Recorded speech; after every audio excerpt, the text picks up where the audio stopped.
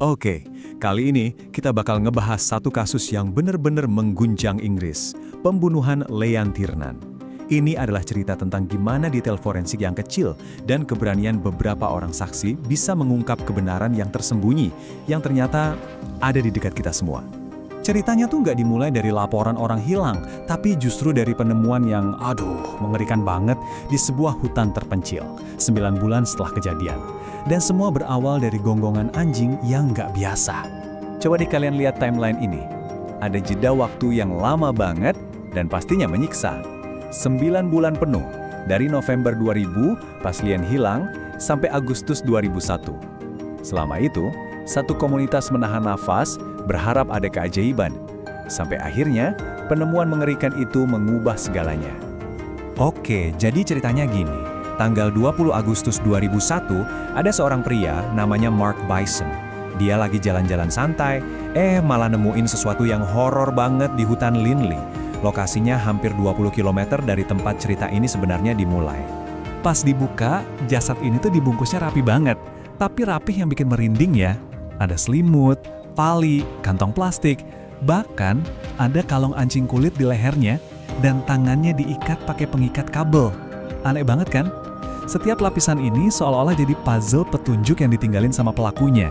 Oke, sekarang pertanyaannya kan, kok bisa sampai begini? Nah, untuk ngerti ceritanya, kita harus mundur 9 bulan ke belakang. Kita perlu tahu siapa korbannya dan gimana ceritanya dia bisa menghilang.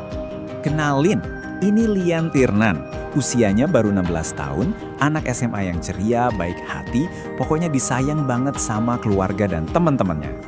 Jadi ini terjadi di hari Minggu biasa. Leanne habis belanja Natal sama sahabatnya.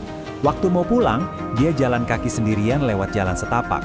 Harusnya cuma 15 menit loh, tapi dia nggak pernah sampai rumah.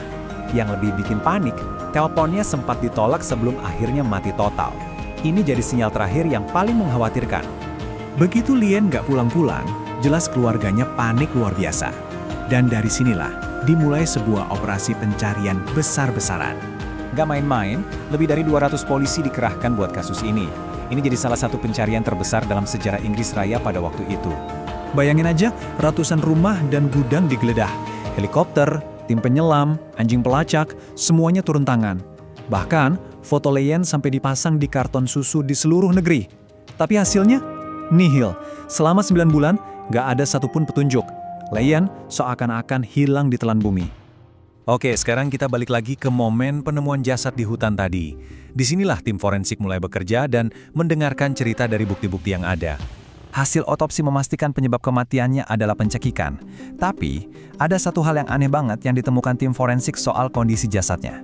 Dan detail ini, ini jadi kunci utamanya. Ternyata jasadnya itu sebagian beku. Ini aneh banget kan, nemu jasad beku di hutan. Ini langsung ngasih petunjuk kuat kalau si pembunuh sempat menyimpan jasad Leanne di dalam freezer selama berbulan-bulan sebelum akhirnya dibuang. Gila! Dan ingat kan barang-barang aneh yang dipakai buat membungkus jasadnya? Kalung anjing, pengikat kabel kuning, plastik hijau. Ini bukan barang-barang acak. Ini semacam tanda tangan atau ritual khas dari si pembunuh. Dan justru dari sinilah polisi akhirnya dapat titik terang. Nah, disinilah letak breakthrough-nya. Tanda tangan aneh si pembunuh ini, kalung anjing, pengikat kabel, ternyata dikenali. Ada 2 orang perempuan yang punya nyali besar. Mereka datang ke polisi dan bilang, kayaknya saya kenal cara-cara ini. Dan ternyata, petunjuk itu mengarah ke satu orang, John Taylor. Dari luar dia kelihatan biasa aja, umur 45 tahun, kerjaannya sopir pengiriman, suka anjing, tetangga yang pendiam. Tapi di balik itu semua, dia adalah monster. Mantan-mantan pasangannya mengungkap kalau Taylor ini punya obsesi aneh dan kejam, pakai kalung anjing dan pengikat kabel kuning buat menyakiti orang. Polisi langsung geledah rumah Taylor, dan bingo, mereka nemuin segunung bukti. Ada sisa pengikat kabel kuning yang sama persis, sobekan plastik hijau yang identik, tali yang cocok. Bahkan, ada sehelai rambut di shawl Leanne yang DNA-nya cocok sama Taylor. Belum lagi serbuk sari dari kebunnya yang nempel di jasad Leanne. Bukti-bukti ini bener-bener nggak bisa dibantah. Udah deh, dihadapkan sama semua bukti itu, DNA, tali, semuanya, Taylor nggak bisa ngelak lagi. Dia akhirnya ngaku. Dan dari pengakuannya, terbongkarlah semua sejarah kejahatannya yang mengerikan. Dan ternyata ya, dengan menangkap Taylor, polisi nggak cuma menyelesaikan kasus Leanne, Mereka sadar kalau mereka baru aja menangkap predator berantai. DNA-nya cocok sama kasus pemerkosaan lain dari tahun-tahun sebelumnya, dan dia juga jadi tersangka utama buat kasus pembunuhan lain yang belum terpecahkan. Satu penangkapan membuka banyak kasus lama. Akhirnya pada Oktober 2002, John Taylor divonis bersalah. Dia dihukum 2 kali seumur hidup. Tapi ada tapinya. Dia masih bisa mengajukan pembebasan bersyarat setelah 30 tahun. Keputusan ini jelas aja bikin keluarga dan publik marah besar. Rasanya keadilan belum sepenuhnya tuntas. Kasus Leanne Tiernan ini benar-benar jadi pengingat yang bikin kita merinding ya. Kejahatan tuh bisa banget bersembunyi di tempat yang paling kita nggak sangka. Bahkan mungkin di sebelah rumah kita. Dan yang terpenting, kasus ini menunjukkan betapa kuatnya sains forensik. Ketika korban sudah nggak bisa bersuara, bukti-buktilah yang akan berbicara untuk mereka.